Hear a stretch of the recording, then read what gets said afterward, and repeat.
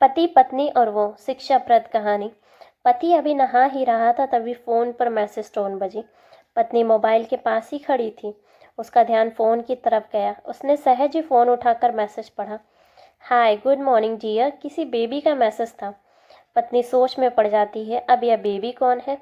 तब तक पति भी नहाकर बाहर आ चुका है। पत्नी ने उसे बताया किसी बेबी का मैसेज आया है। पति मुस्कुरा देता है, फ़ोन उठाकर उस मैसेज का रिप्लाई करता है, hi baby how are you, और अपने काम में लग जाता है। पत्नी इस रिप्लाई को भी पढ़ती है। अब हर पल पत्नी के दिमाग में यही विचार कौंधता रहता है कि यह बेबी कौन है। शाम को पति घर आता है। पत्नी उससे पूछती है, यह बेबी कौन है। पति जवाब में सिर्फ मुस्कुराता है और फिर अपने काम में लग जाता है। 2-3 दिन बीत जाते हैं। उन विचारों ने अभी तक पत्नी का पीछा नहीं छोड़ा था कि पति के मोबाइल पर फिर एक बार बेबी का मैसेज आता है। आज तो मिलोगे कि नहीं, तुम्हारी बहुत याद आ रही है।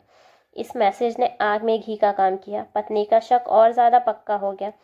बीच बीच में ऐसे मैसेज का आदान प्रदान होता रहता और पत्नी के मन में शक की जड़ें और भी गहरी होती गईं। पति पूछने पर जवाब में सिर्फ मुस्कुराता और कुछ नहीं कहता। यह शक गुस्सा बनकर तब ज्वालामुखी की तरफ फट पड़ा जब एक दिन उसे अपने पति की जेब में सिनेमा की 2 टिकटें मिलती हैं। पत्नी अपने पति से बहुत झगड़ती है। पति उसे समझाने की कोशिश करता है, लेकिन वह कोई भी बात सुनने को तैयार नहीं है। पति को भी उस पर गुस्सा आ जाता है और यह झगड़ा और भी ज़्यादा बढ़ जाता है। गुस्से में पति घर से बाहर निकल जाता है। पत्नी का गुस्सा पति से कई गुना ज़्यादा है। तुरंत वह अपना सारा सामान पैक करती है, एक चिट्ठी लिखती है कि मैं मायके जा रही हूँ हमेशा के लिए, और पति का घर छोड़कर चली जाती है। गुस्सा शांत होने पर जब पति घर आता है तो चिट्ठी पढ़कर उसके होश उड़ जाते हैं। 10 दिन बीत जाते हैं और गांव के उस घर पर डोरबेल बजती है जहां पत्नी रहने गई है। पत्नी दरवाज़ा खोलती है। दरवाजे पर 10 साल की एक छोटी बच्ची हाथों में चिट्ठी लिए खड़ी है। वह पत्नी को वह चिट्ठी देती है। बच्ची से चिट्ठी लेकर पत्नी चिट्ठी खोलकर पढ़ती है, डियर वाइफ, जिस बेबी की वजह से हम दोनों में इतने झगड़े हुए और तुम हमारा घर छोड़कर यहाँ चली आई।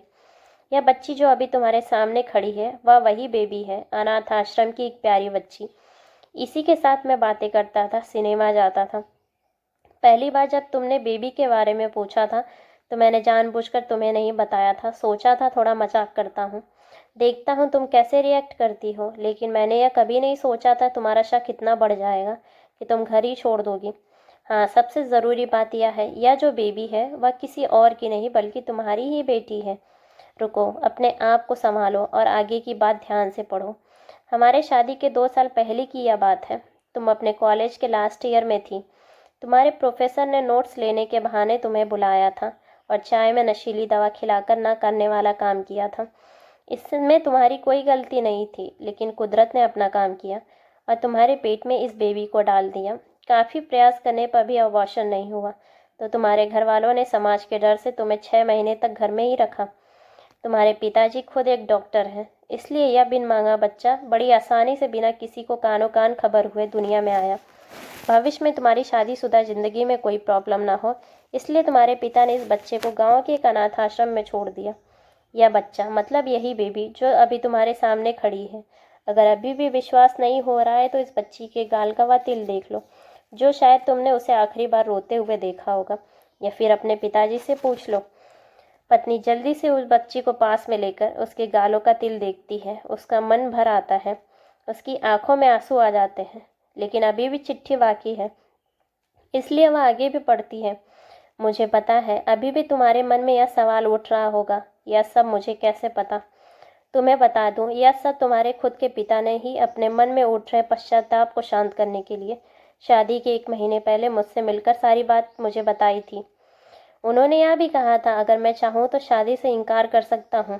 मैंने तुम्हें स्वीकार किया क्योंकि इस पूरी घटना में तुम्हारी कोई गलती नहीं थी और हमारी शादी हो गई। तुमने मुझे बहुत प्यार दिया, लेकिन तुम्हारे पिता से बेबी के बारे में जानने के बाद मैं उससे मिले बिना रह नहीं पाया।